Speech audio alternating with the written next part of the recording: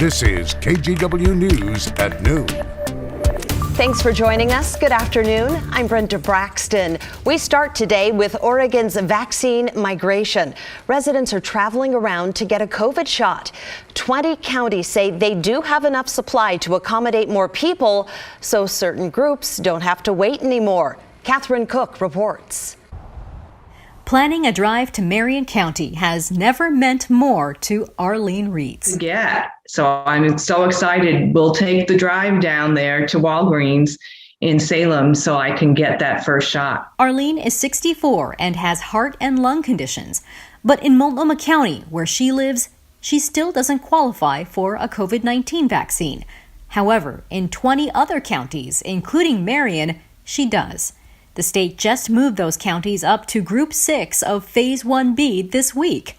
Eligibility includes people 45 to 64 with at least one underlying health condition. For Arlene, driving an hour to Salem for a shot is a no-brainer. I have 11 grandchildren that I have not been able to hug for the last year. So I am very looking forward to it. In case you're wondering, the Oregon Health Authority says once you're eligible, you can absolutely sign up for other counties' appointments where there may be more availability as long as you qualify there. And just remember, you'll need to drive back for your second dose. Searching for appointments around the state can be tedious, but this website might help. vaccinespotter.org.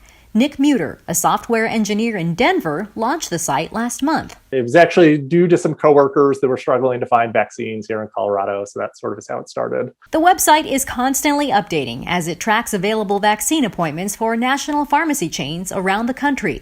People are sharing the site with loved ones and on social media platforms like Nextdoor. The hope is that by showing this information, it maybe helps people find appointments wherever those are. I definitely hear from people that are willing to drive, far distances to get appointments. We would probably drive a couple of hours and make a day of it. Lucky for Arlene, it's just 56 minutes to Salem. Time to reflect on the last year and look forward. I'm looking forward to a sore arm. To what's to come. Catherine Cook, KGW News. Take a look at this map. It shows where COVID risk levels are changing starting Friday. Of note, Clatsop and Lincoln counties are seeing more infections, so their risk goes from low to moderate. That means businesses will have to limit capacity. Now, on the flip side, Yamhill, Columbia, and Polk counties are seeing cases drop, so they're moving down in risk. It has been 1 year since Washington shut down because of the pandemic. Governor Jay Inslee announced the Stay Home, Stay Healthy order on March 23rd, which was yesterday. Non-essential businesses closed, families canceled their spring break plans, and many employees had to start working from home.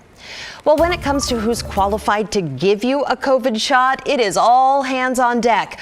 OHA just expanded the list. It includes any licensed, certified, or registered health professional, anyone who's had an active license within the last 5 years, and healthcare students. Okay, let's talk weather for a moment.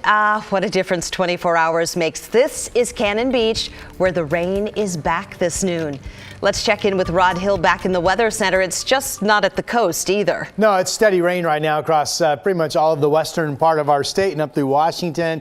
And remember, as you likely realize, March has been very dry. We're well below 50% of normal, and we're getting toward the end of the month. So the rain is a welcome sight, as is the snow up in the Cascades. You can see the flow pattern coming in from the northwest. It's really picked up and become steady. Here's the radar. You see it up and down the coast, Newport, Eugene, inland, all the way up through Longview. And looks like it's going to be another couple hours before we start to see this break up a bit. And it is snowing down to around 4,000 feet in the Cascades. In yellow, some heavier pockets, but generally speaking, it's not a stormy day. We have some southwest moderate breezes out there, and Other than that, we have just some good old-fashioned rain falling. Here are the drops on the lens at Uquinta Bay in Newport. 44, that's it, 44. Solid gray overcast from the Oregon Gardens camera out in Silverton.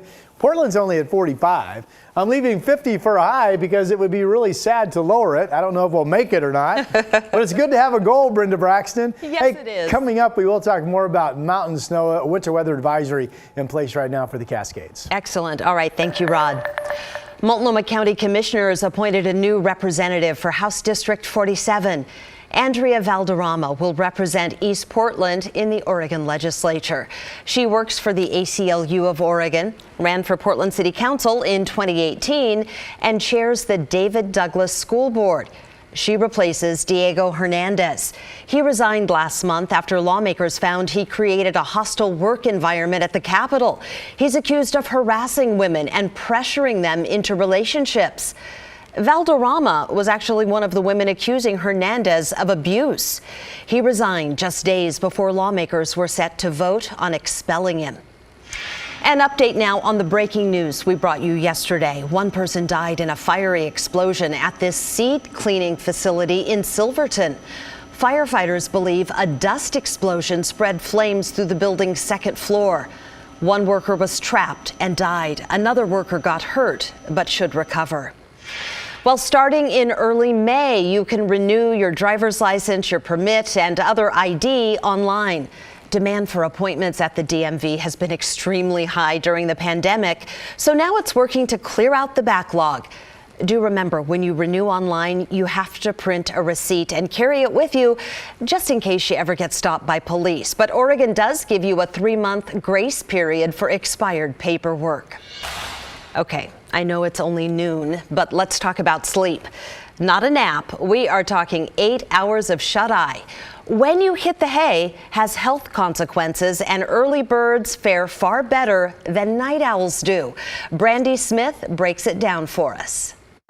Look, there are two types of people in this world. The early birds, you go to bed early, get up early, and then there are the night owls. You go to bed late and would like to get up late, but the traditional work schedule usually gets in the way, doesn't it?